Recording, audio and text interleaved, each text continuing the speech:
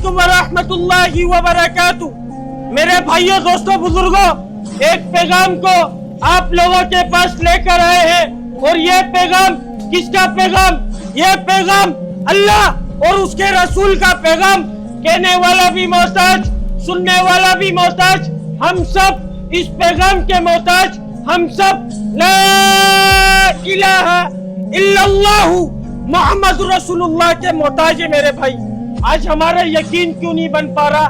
کیونکہ ہم نے لا الہ الا اللہ کی محنت کو چھوڑ دیا، اس کو بھول بیٹھے۔ میرے بھائی، لا کا مطلب کسی سے کچھ نہیں ہوتا، الا اللہ کرے گا کون؟ ایک اللہ اپنی قدرت سے کرے گا۔ میرے بھائی، الحمدللہ ہم سب کون؟ الحمدللہ ہم سب کون؟ الحمدللہ ہم سب مسلمان۔ ہم سب نے عظیم و شان کلمہ پڑھا، لا الہ الا اللہ محمد رسول اللہ۔ اس کلمے کے اندر ہمارے جسم کے اندر جو روح اس نے عالم ارواح کے اندر اس دنیا میں آنے سے پہلے اللہ سے اقرار کیا، وعدہ کیا، یا اللہ ہم دنیا میں جائیں گے، تیرے حکم کو مانیں گے، تیرے نبی کے طریقوں کے اوپر زندگیوں کو گزاریں گے۔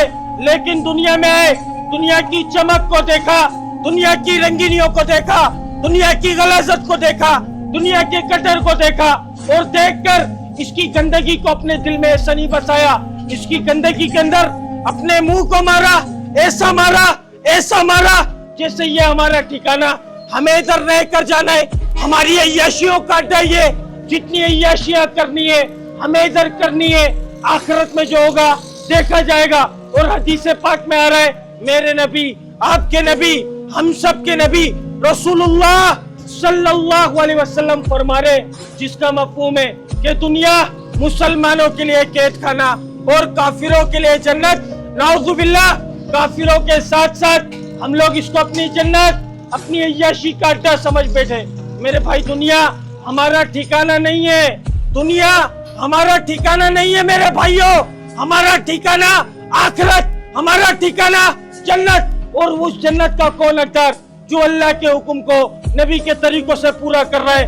خدا کی قسم، خدا کی قسم، خدا کی قسم، اس جنت کا وہ حقدار اللہ تعالیٰ قرآن پاک میں فرما رہا ہے، جس کا مفہوم ہے کہ میں نے اپنے برگزیدہ بندوں کے لیے ایسی آنکھوں کی ٹھنڈک کا سامان تیار کر رکھا جو نہ کسی آنکھ نے دیکھا، نہ کسی کان نے سنا، نہ کسی کے دل کے اوپر اس کا گمان گزرا۔ اس نعمت کا حقدار کون ہے؟ کون ہے؟ دنیا کمانے والا، مال بنانے والا، ایک دکان سے دو دکانوں کو کرنے والا اس نعمت کا حقدار ہوگا؟ نہیں میرے بھائی، جو اللہ کے حکم کو نبی کے طریقوں سے پورا کرے گا، خدا کی قسم، خدا کی قسم، خدا کی قسم، اس نعمت کا حقدار وہ۔ کلمہ پڑھنے کے بعد اللہ کا سب سے بڑا حکم ہم سب پر کیا فرض ہوا؟ نماز۔ آج مؤذن بلا رہا ہے، اللہ کا حکم آ رہا ہے، حی علی الصلاۃ، حی علی الفلاح، آؤ نماز کی طرف، آؤ کامیابی کی طرف۔ تمہاری کامیابی نماز میں، تمہاری کامیابی اللہ کے حکم میں۔ ہمارے دماغ میں یہ بات گھسی، ہمارے دماغ میں یہ بات اتری، ہمارے دل نے اس بات کو مانا کہ میری کامیابی نماز میں، میری کامیابی اللہ کے حکم میں۔ مان لو میرے بھائی، اللہ کے واسطے مان لو، ہم سب کی مکمل کامیابی مکمل دین میں، اور مکمل دین رسول اللہ صلی اللہ علیہ وسلم کی مکمل سنت ہے میرے بھائی۔ تو اس بات کو بتانے، اس بات کو سمجھانے اللہ نے ایک سلسلہ جاری کیا، 1,24,000 پیغمبروں کو اس دنیا میں معبود فرمایا۔ نبی آتے تھے، اپنی قوم پر، اپنے قبیلوں پر محنت کیا کرتے تھے، مخلوق کا تعلق مخلوق سے ہٹا کر خالق کی طرف جوڑنا، دنیا سے ہٹا کر آخرت کی طرف جوڑنا، مال سے ہٹا کر اعمال والی زندگی کی طرف راغب کرنا۔ 1,24,000 پیغمبر آئے، سب نے ایک ہی بولو کو بولا، ایک ہی بات کی دعوت دی، اے لوگو اللہ کی مانو، اللہ کو مانو، پڑھو کلمہ لا الہ الا اللہ، تم لوگ کامیاب ہو جاؤ گے۔ جو وقت کے نبی کی بات کو مانتا وہ کامیاب، جو بات کو نہیں مانتا وہ ناکام۔ ہم سب کا ایمان، ہم سب کا یقین، ہمارے نبی رسول اللہ صلی اللہ علیہ وسلم آخری نبی۔ قیامت تک کوئی نبی آئے گا؟ قیامت تک کوئی نبی آئے گا؟ بولو نا، تیز بولو، قیامت تک کوئی نبی آئے گا؟ قیامت تک کوئی نبی نہیں آئے گا. اب دین کو کون پھیلائے گا بھائی؟ کون پھیلائے گا؟ کون پھیلائے گا؟ میرا باپ پھیلائے گا دین کو. میرا باپ پھیلائے گا یا آپ لوگوں کے باپ والدین کی ذمہ داری، یا کوئی عالم دین یا کوئی مفتی دین کو پھیلائے گا؟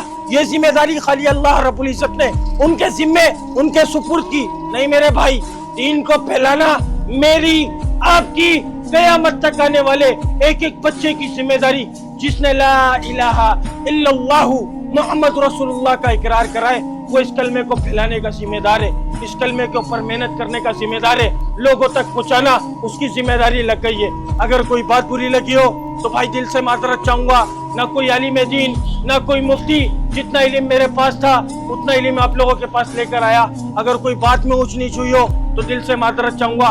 اللہ تعالیٰ ہم سب کو عمل کی توفیق عطا فرما دے. آخری بات بول کے بات کو ختم کرتا ہوں. قبر کے اندر سب سے زیادہ دو چیزوں کے اوپر عذاب کیا جائے گا.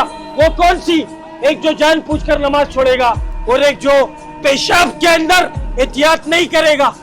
حدیث پاک کا مفہوم کہ جس شخص نے ایک نماز کو جان پوچھ کر چھوڑا 2,88,00,000 سال جہنم کی آگ میں چلے گا.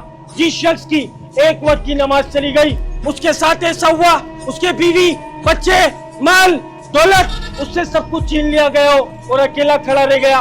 اتنا خسارہ ایک نماز چھوڑنے کا. اللہ تعالیٰ ہم سب کو پانچوں نمازوں کو ان کے وقت کے اوپر ادا کرنے کا اہتمام کرنے کی توفیق عطا فرما دے. السلام علیکم ورحمۃ اللہ وبرکاتہ.